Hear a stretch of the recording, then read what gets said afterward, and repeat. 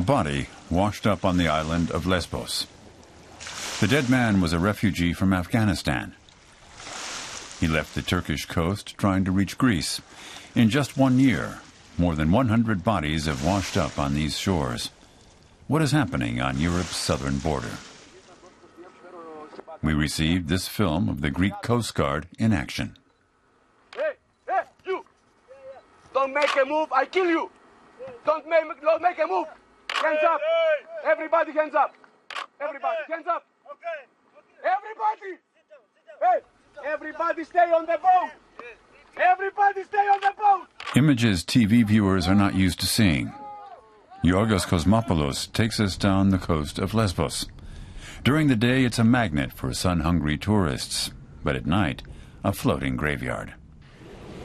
Yorgos and his fellow Amnesty International activists have taken statements from 80 refugees. As well as being in the European Union, Greece has more favorable asylum conditions than just across the sea in Turkey. Okay, here you can see the coastline of Turkey. You can see how close it is. And this little distance from Turkey to Greece can mean anything to these people. Can mean safety, can mean security, can mean reuniting with loved ones, can mean a hope for a new future, escaping very terrible situations. But if caught, the refugees are systematically sent back to Turkey with no hope of being granted asylum. The Greek Coast Guard has stopped the little vessel, taken away the gas, taken away very often their belongings, even cases of ill treatment. We have had many cases where people actually were beaten and slapped for no reason. And they have been sent back to Turkey. In this footage, the Coast Guard has opened fire on a boat and hit its engine.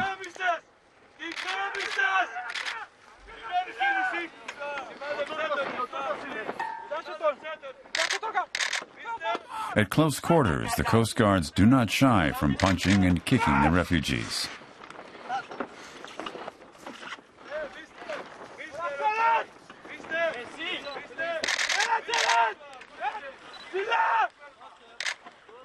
At gunpoint, the boat's passengers are taken on board the Coast Guard boat. Their next stop is Lesbos and interrogation. Most of the refugees have fled conflict or persecution in Syria, Afghanistan, and Somalia. In the Greek authorities' eyes, however, they're just illegal immigrants. Look at me, like this. We're not allowed on board the Coast Guard ships and are told that such patrols are secret operations. All Lieutenant Sofiadoulis can say is that he's just following orders. So we have to do our task, our duties, to rescue people from the sea, to intercept those that are trying to come here illegally, irregular, and we follow instructions from our headquarters, from our government. This is something that has to do with politics.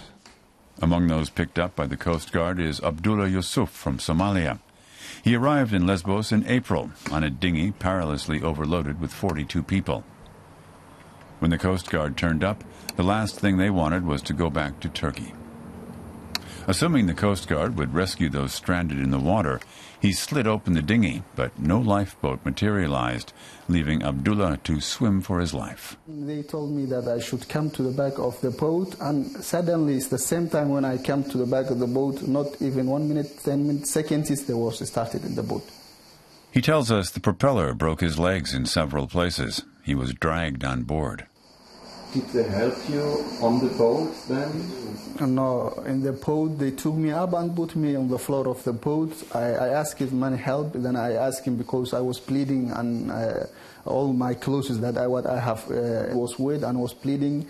I was feeling very cold. I asked him a blanket. But no one gave him a blanket. They just started questioning him.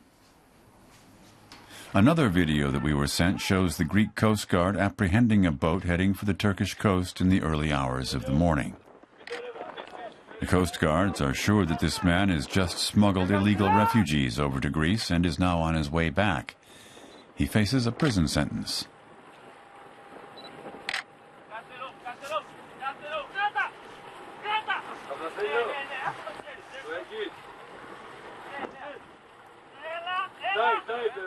The video comes to an abrupt end. This is where the detained refugees are taken on the Greek island of Lesbos. There are 3 tents and 2 toilets. 11 Syrians and several Afghans have been here for days. They're not allowed to leave the port, and journalists are not allowed in. Occasionally, locals bring them food and water. Then the Afghan women are taken away by the police like common criminals. The refugees end up in large detention centers, teenagers and children alike. Journalists have no access here either, but politicians do. Rebecca Harms, a Green member of the European Parliament, is here to investigate serious allegations made against the Greek police. It's her second visit to this deportation center for minors in Athens. The whereabouts of their parents is unknown. They're waiting to be deported. Some wait for months without ever having seen a lawyer. Less than 1% of asylum seekers are allowed to stay in Greece. About 50 minors are detained here, the police chief tells us, and answers the politicians' questions. Yes. Do they know what they have to expect? Unaccompanied minors. Ασυνόδευτοι. Ασυνόδευτα ανήλικα. Αυτοί εδώ πέρα που εδώ πέρα. Ναι, δεν ξέρω, οι γονείς τους, οι οικογένειες τους πραγματικά μπορεί να είναι έξω, αλλά να το αποκρύπτουν. Δεν ξέρω. We don't know where their families are, and they don't know where their families are. Και πού απελάβονται αυτοί? Τώρα από την And they are deported back to where they came from. But you can... Deporting unaccompanied minors, yeah? It's not exactly. If you haven't found it happened already, or how often they Solange we tolerate the fact that a European country like Greece is abusing human rights. We're just happy that we don't have to take them. We need to guarantee these people that we are going to treat them in accordance with human rights standards and conventions. And we're not doing that at the moment.